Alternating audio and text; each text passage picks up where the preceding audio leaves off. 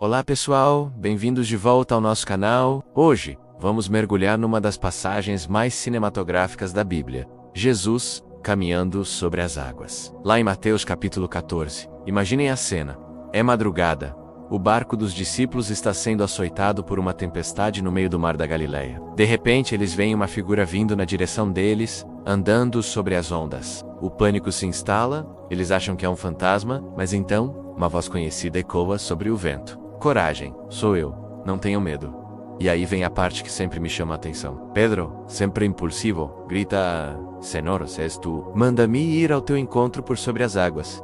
E Jesus diz uma única palavra: vem. Por um momento, a mágica acontece. Pedro sai do barco e começa a caminhar sobre a água, com os olhos fixos em Jesus. Que momento de fé pura, de ousadia total. Mas então, ele desvia o olhar. Ele percebe a força do vento, o tamanho das ondas, e o medo o domina. E claro, ele começa a afundar. É nesse exato instante que a história ganha um novo significado para mim. No desespero, Pedro não tenta nadar, não tenta voltar para o barco. Ele grita a oração mais curta e poderosa da Bíblia: Senhor, salva-me!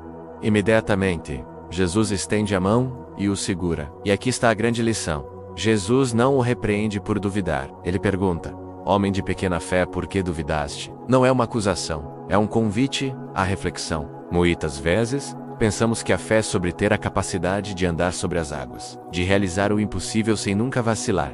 Mas essa história nos mostra outra coisa. A fé não é sobre nunca afundar. É sobre saber para quem gritar quando estamos afundando. O afundar de Pedro não foi o seu fracasso. Foi o ponto de virada. Foi o momento em que a sua autoconfiança acabou e a sua dependência de Jesus começou. Foi nesse instante de vulnerabilidade que ele experimentou o toque salvador de Cristo de uma forma que nunca teria experimentado se tivesse ficado seguro no barco ou se tivesse conseguido caminhar sobre a água perfeitamente. Quantas vezes na nossa vida nós tentamos ser o Pedro perfeito? Tentamos caminhar sobre as águas dos nossos problemas, das nossas carreiras, dos nossos relacionamentos, com os olhos fixos, acreditando que a fé significa não demonstrar fraqueza. Mas a vida acontece. Ou o vento sopra forte e as ondas da ansiedade, do medo, da incerteza nos atingem, e nós começamos a afundar. E o que fazemos? Muitas vezes tentamos disfarçar, tentamos nos debater sozinhos, com vergonha de admitir que estamos com medo, que estamos perdendo o controle. Mas a mensagem de hoje é libertadora.